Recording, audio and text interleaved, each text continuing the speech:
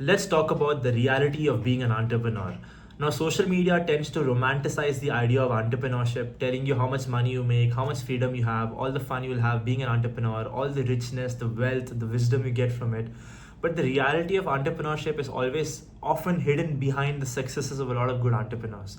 Now, I've been an entrepreneur for quite a few years. I have a lot of friends in the industry who are multi-millionaires, who make a lot of money, and I've spent a lot of my time with them. So in this video, I want to break down the complex richness and the complex truth behind being a real entrepreneur that you cannot see from the outside, and it's often not as exciting as you want it to be.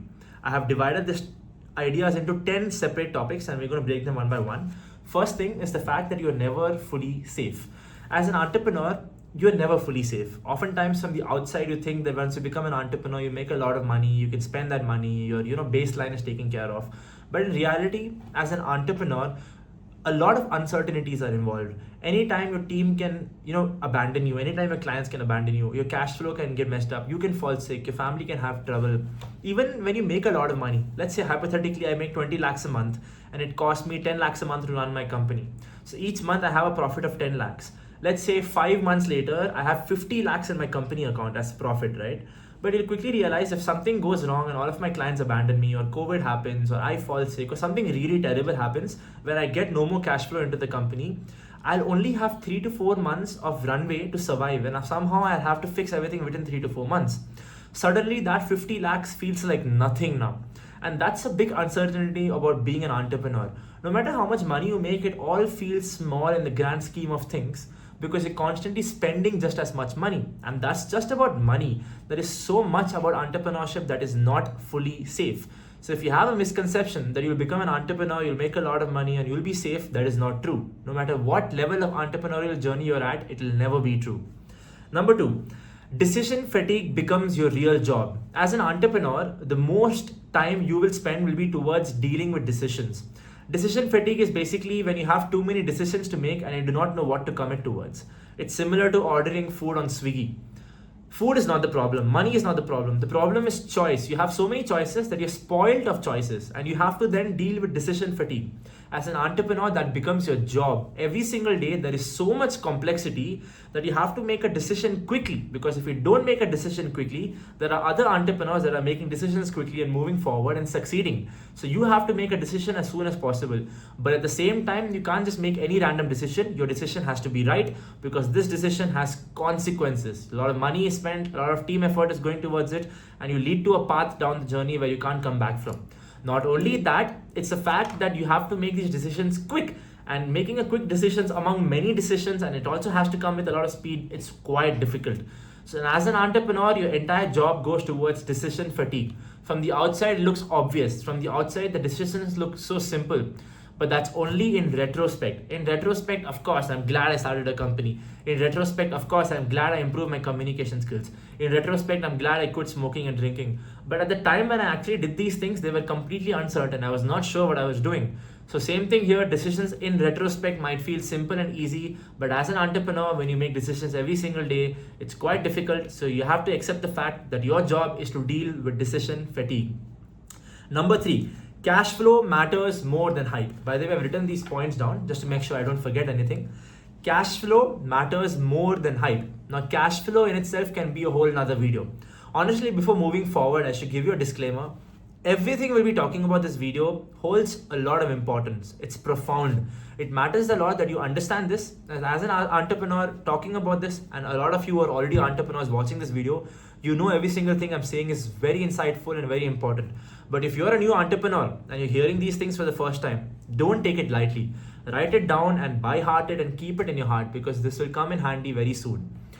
Coming back to the third point, cash flow is more important than hype. Now, cash flow in itself can be a whole another video. There's a lot to talk about in cash flow. But as young entrepreneurs, we often fall to the idea of hype. That, oh my God, my video went viral. Oh my God, so many deals are coming in. But in reality, a good entrepreneur only appreciates cash flow. Unless the money comes into your account, nothing matters. Cash flow keeps your company sustaining. If you're not a good entrepreneur who can manage good cash flow in a company, your company will go bankrupt. Almost people say that 99% of companies go bankrupt, right? The reason 99% of the companies, the startups fail is because they're bad at dealing with cash flow. So cash flow is more important than the hype you build for your company and for yourself. Number 4, freedom is delayed. A lot of time entrepreneurs think that they'll make a lot of money and they'll have so much freedom. That is true. I think the same way. Freedom comes with being an entrepreneur, but it is delayed. I'm 24, turning 25. I've been in this journey for 7 years. In these 7 years, all I have done is spend money on my team, myself, to learn new things and the bills I have to pay. I never got a chance to travel around the world.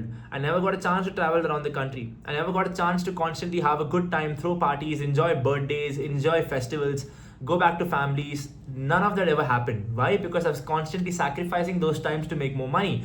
Because I'm working towards a very big goal, very ambitious goal. There's a lot of momentum that I have built that I'm working towards. This enables me to delay my freedom, and this is something a lot of entrepreneurs need to quickly accept, that your freedom is delayed. Freedom will come, but it's delayed. And the sad part to this is the fact that even though I say freedom will come, it is uncertain. Even freedom is uncertain. So freedom is uncertain, plus it is delayed, and that's a very sad position to be in. But that is the sad reality of being an entrepreneur, that when you become one, freedom is dramatically delayed and you have to accept it. Number 5, you will do a lot of boring work. I have made around 2-3 videos on this, more than 10 videos long, 10 minutes long, talking about how boring the journey of an entrepreneur is, how you have to constantly do boring work every single day. A good entrepreneur is someone who can do extended period of boring work for an extended period of time, where you can do boring work for years and years to come. That's how you make real money. Real growth comes from constant boring work. So as an entrepreneur, you have to accept this reality. The reason I'm mentioning this specifically in this video is because when you're a new entrepreneur, you've got so much excitement. You're solving a real problem, you're building a real team, you're making real money, you're unlocking compounded effect of wealth in your life. But that excitement quickly fades away and depression hits you, and like the humbleness hits you to the fact that all of your work is going to be boring. Work is work, fun is fun. Don't misunderstand it. It's okay to combine them, but when you expect fun from work, that's when you get disappointed. Work is supposed to be boring and you have to accept it. Number 6, people problems are bigger than business problems. And this is something that you'll eventually realize very quickly being an entrepreneur, that almost every single day, you have to deal with people problems more than business problems. Business problems are easy to solve. Business don't have emotions. Business is truth, and business is mathematical. Everything else, that is people's, are complex, emotions are involved. It's very hard to deal with it. So as a good entrepreneur, you have to be very good at communication, which I've spoken about multiple times, so that you can deal with people. You can deal with people problems, because people problems are bigger than business problems. And if you're a fresh entrepreneur or watching this from the outside, you're not aware of this. When you become a real entrepreneur, you quickly realize the importance of dealing with people problems. It's called conflict resolution. Then 7th point, your emotions can damage a business. This is something I learned the hard way. I used to run a steakhouse, which was my second business. I made the error there of raising money for the company. Now, raising money for the company was not the error. The problem was I raised funds from the wrong person. I treated my investor like a co-founder. He was not a co-founder on paper, but I treated him one like anyway. And he started making decisions with me in the company. The problem was that person had a lot of emotional instability. And that emotional instability bled into the company, and the company became unstable, because of which the company went bankrupt. And I learned it eventually that having emotional stability is very important for your company to be stable as well, because your emotions bleed into your company. And the worst part was I wasn't emotionally unstable. Someone else was. But the consequence led to my company, and then I had to go bankrupt because of it. I learned it the hard way. I've learned my lessons now. I know that I shouldn't involve emotionally unstable people around me. And if I'm running a company myself, I have to be emotionally stable. So emotional intelligence is very essential for you to be a good entrepreneur, and your emotions do bleed into your company. So always be happy, always be positive, and have control over your emotions. Number 8, nobody is coming to save you. Nobody is coming to save you. Think of the best entrepreneurs in the world. Think of rather even me right now, right? If you think I'm doing well for my life, which I am, I make good money, I have enough money to honestly, I can't retire, I'm never gonna retire, but I have more money than I ever thought I could make. I'm doing well for myself, I'm happy, I'm healthy, I communicate well, I can go on and on talking about my own attributes. I'm doing really well for myself. But even me, I'm alone. There is no one coming to save me. So what gives you the privilege and the entitlement to think that you will have someone coming to save you? No one is coming to save you. That is why I want you all to go all in on your business, to go all in with everything else you learn on this YouTube channel, to commit to it. Don't just learn these things, execute and practice them, because honestly, no one is coming to save you. And being an entrepreneur at the top is filled with isolation, and you have to be able to deal with this isolation. Number 9, success creates new problems. A lot of entrepreneurs, young ones, have a misconception that when you become successful, your problems go away. That is not true. Your problems might go away, but they're replaced with new problems. Problems are a factor of life. Problems are a factor of business. It's not something that can be solved. Every time you solve one problem, another problem is replaced with it. So you need to accept this, and you have to get good at problem solving instead of hoping to eradicate the problem itself, because problems will never go away. I have spoken about this in the past as well.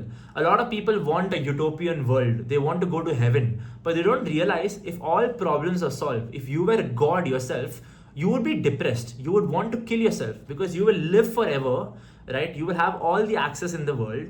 What then? This question, what then? When you actually sit on this, you might answer the first 10 what then. But after the 10th what then, you will quickly realize, what now? I have nothing to do, right? You go into depression. It's called existential crisis. So there is no way you can ever live in a utopian world. Problems are an essential part of life. It is the delusion that helps us deal with it, that helps you live and gives you a hope to live longer, right? Because if problems are all eradicated, the reality of meaningless life hits you. That's why problems are important. But that's a whole another topic. I went on a quick tangent there. Coming back to business, problems will always exist no matter how successful you get. It's just that you get good at dealing with them because you're an experienced entrepreneur. But you gotta accept the fact that success brings new problems. Initially, my problems were no leads were coming in, no money was coming in. Now my problem is too much cash is coming in. What do I do with it? Where do I store it? What taxes do I pay? Whom do I pay? I have too many leads to manage. I can't really capitalize on all of them. There is so much money that's wasted on the table. I have a bigger team. I have to manage them. I have to make sure everyone is happy, right? There is just so many deliverables I have to deal with. New problems came in that did not exist before, but the problems will always exist. Number 10, the final thing, being a good entrepreneur, dealing with businesses changes you as a person. It changes your identity. A lot of time, young entrepreneurs come in with so much naiveness and so much optimism starting a business, and they by default assume 5 years later, when I work hard and become successful, I will do this, I will do that. But they don't realize in the journey of being successful, you change yourself as a person, right? And all the goals you looked up to change. I remember when I was young and poor, and when I say young and poor, I mean when I was 18 to 21, I always thought that once I become successful, I will be living in a penthouse of a 100th floor or something, smoking a really nice joint, taking a sip of a whiskey, like wearing formals, looking at the sky, the city I'm living in, just feeling proud. But in the process of becoming an entrepreneur, I've quit smoking, I've quit drinking, right? My entire priorities changed. I became a new person. My identity itself changed.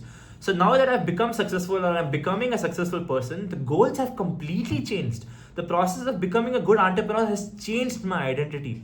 So if you're starting off as an entrepreneur, you need to understand whatever you think of your future today will not be what you want a few years later, because entrepreneurship is such a tough journey that it'll change you as in your core. It'll change you as a fundamental person, and you have to accept this.